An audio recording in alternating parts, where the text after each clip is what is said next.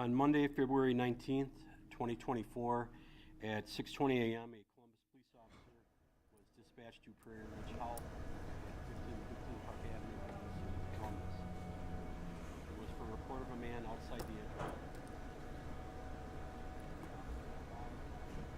Good Tuesday afternoon, everyone. I'm Eliana Schreiber with WMTV 15 News. We are about to listen in. A press conference has just gotten started in the Columbus area where we are hearing from Dodge County officials who are giving us more details about two deaths that we first brought you information about yesterday, about two people who have died, and authorities say that their deaths are connected. So let's take a listen in to the press conference going on live right now. Arrived at the scene on Oak Grove Drive and located a female deceased in the home. The Sheriff's Office immediately began a joint law enforcement investigation to investigate this incident, and it is still open and under investigation at this time. As a result, we are only able to provide limited details into this incident, which we'll provide here today for you. Our investigation to this point has led us to believe that David Zittel, age 85, shot his wife, Susan Zittel, both of the town of Elba. He then went to Prairie Ridge Health, entered the lobby, and unfortunately shot himself. No other individuals are believed to be involved in this incident at this time.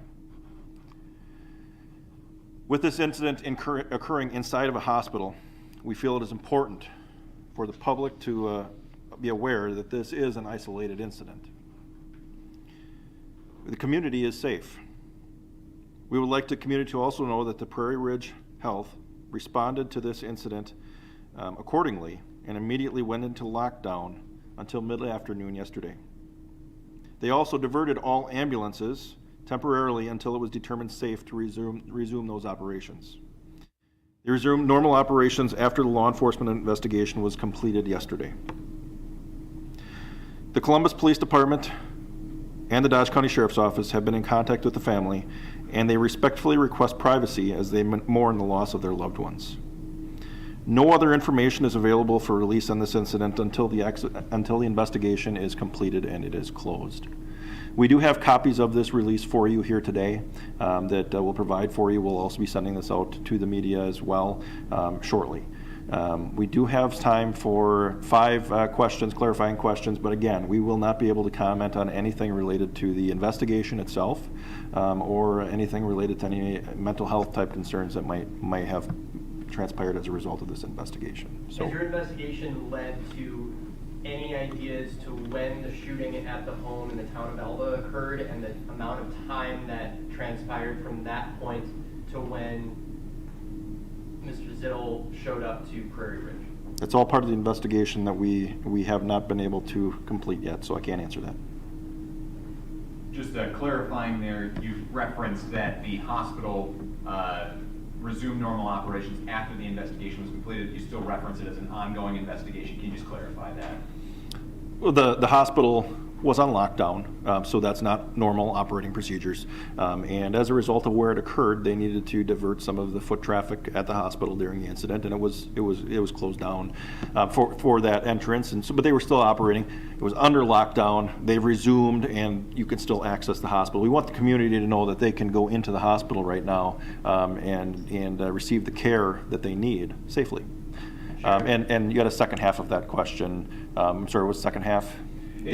All I was really looking for there was you referenced this as an ongoing investigation, but you had said at the hospital the investigation was complete. I'm assuming that was just you talking about the work that you needed to do within the hospital, and correct. That is over, correct? Correct. Sheriff, was there any indication family strife, medical issues that maybe precipitated this incident? None of that we're going to be able to talk about today. Could you clarify what entrance of the hospital that Mr. Zittel had entered? Yeah, it was the emergency urgent care entrance. Did Mr. Zittel say anything, make any remarks at the hospital before the shot took place? That's all part of the investigation we're not going to be able to share with you today. So I do appreciate you coming today, and our thoughts and prayers go out to the family. It's a very difficult time for everybody and for the Columbus community, and I think I can speak on behalf of the chief that we are doing everything we can to respect the family and help them out. We appreciate your time today. Have a good day.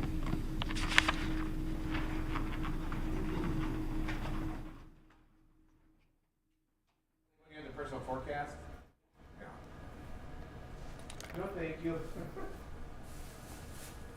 All right, so there you heard the sheriff at the Dodge County Sheriff's Office giving an update this afternoon about the 2 deaths that we previously first brought you the initial reports of yesterday in the Columbus area. We now have confirmed from officials that the 2 people who died were Dave Zittel and his wife Sue Zittel.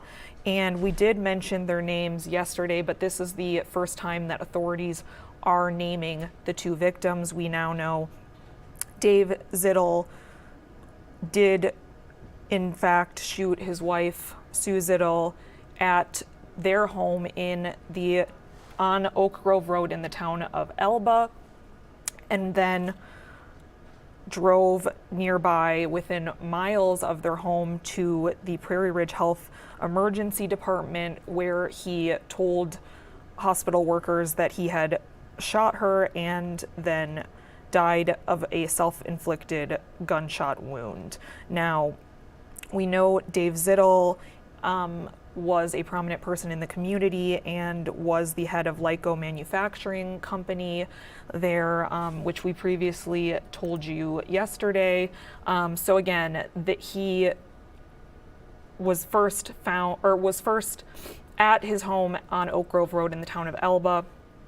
And we knew that these 2 deaths were related, but now the authorities at Dodge County Sheriff's Office did confirm that the identities of the 2 people were married couple Dave and Sue Zittel. They didn't give much information today about exactly what the circumstances were leading up to it, if there were any medical conditions involved. They said they were not able to report on that at this time.